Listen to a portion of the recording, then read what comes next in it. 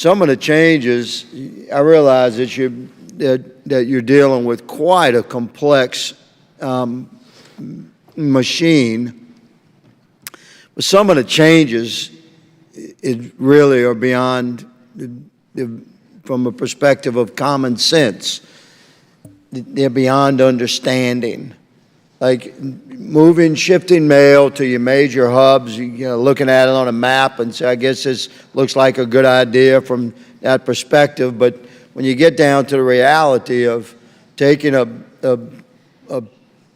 piece of mail and that's scheduled to be delivered, half a mile away from a post office and sending that mail 100 miles away to a hub to have it distributed to come back. These are the kind of things that, when they're pointed out, they make no sense. But I have to say that I believe that, from my perspective, your biggest problem is regulations. You're being regulated to death.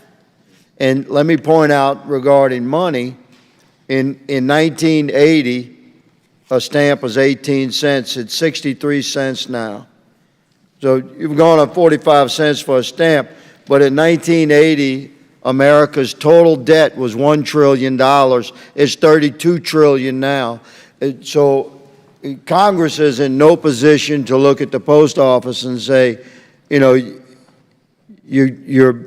rates have gone up too much. You're receiving a tremendous amount of American treasure through direct budgeting and appropriation, but it seems to me that your problems come from regulation.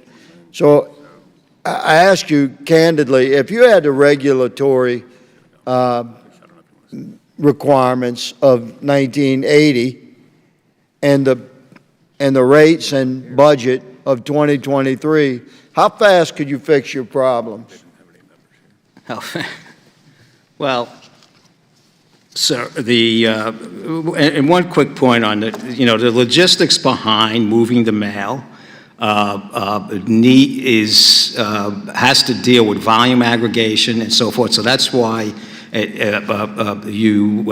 why that process. Setting that aside, Mr. DeJoy, you say you have a list of 1,000 pages of rules you have to follow. Good evening, friends. I have important news to share with you this Wednesday. As negotiations continue regarding the debt ceiling, policymakers are now looking at fixing Social Security.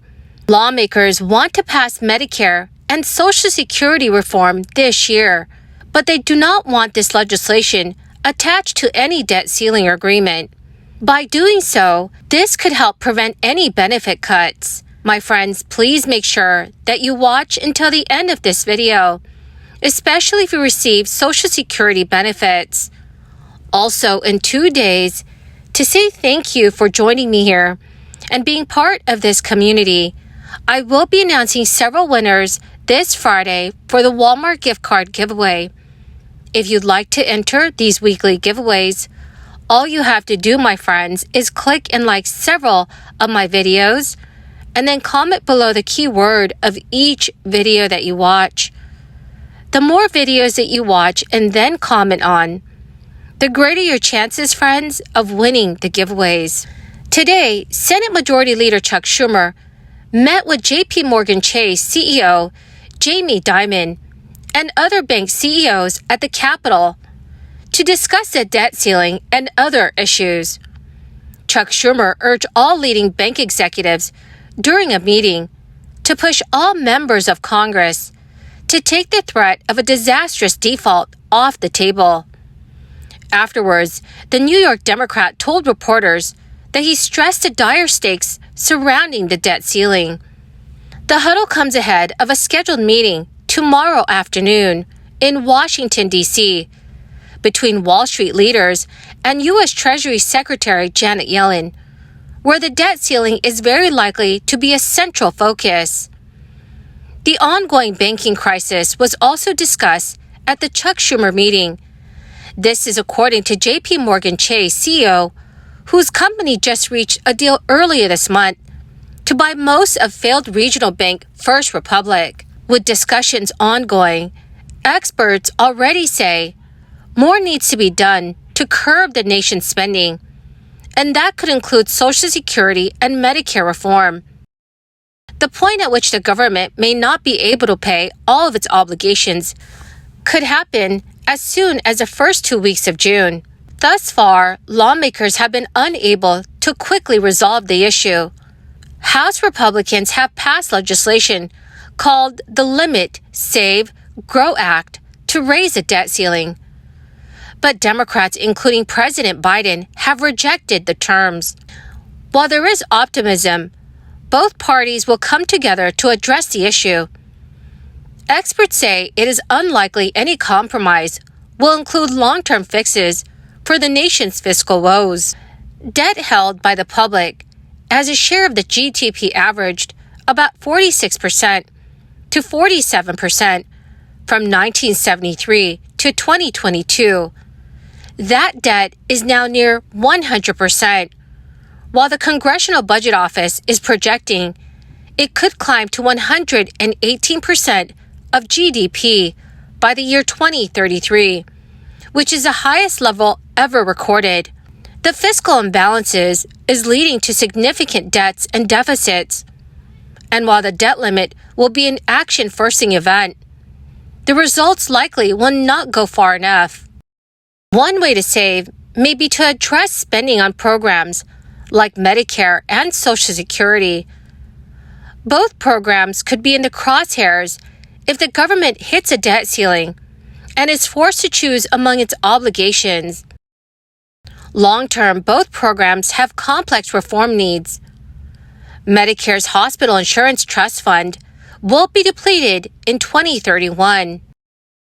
Meanwhile, Social Security's trust fund, which is used to pay retirement benefits, will be able to send full checks for only 10 more years. At that point, 77% of those benefits will be payable. So when combined with Social Security's Disability Trust Fund, the projected depletion date is 2034. Rather than wait for a big overhaul, more incremental changes can be made to these programs right now. While debt ceiling negotiations have focused on work requirements for government programs, many experts say there may be other ways to help reduce spending. Some have suggested that our government may be able to do better with more resources by implementing additional background checks and requirements. This is to make sure that providers are legitimate before they get paid. Social Security benefits are largely based on payroll taxes that fund retirement or disability benefits. The program has some adjustments in place for inflation or wage growth. However, it does not correct for a mismatch when demographics change. By building automatic adjustments into Social Security, the program could self-correct on a gradual basis, which would enable it to stay solvent. This would avoid requiring Congress to enact changes to keep the program in balance. Most Social Security recipients will receive their payments on the second, third, or fourth Wednesdays, depending on what day they were born. The Social Security Administration did deposit a monthly check today for all eligible recipients. And the next payment for Supplemental Security Income recipients is June 1st, 2023. Well, my marvelous and magnificent friends, that is the end of my daily stimulus update video for this Wednesday evening. Thank you, dearest friends, for joining me here and for being part of this community. I will be announcing several winners this coming Friday for the Walmart gift card giveaway. If you'd like to enter these weekly giveaway, friends, all you have to do is click and like several of my videos and then comment below the keyword of each video that you watch. The more videos that you watch and then comment on, the greater your chances, my friends, of winning the giveaways. Thank you and have a wonderful and very blessed week.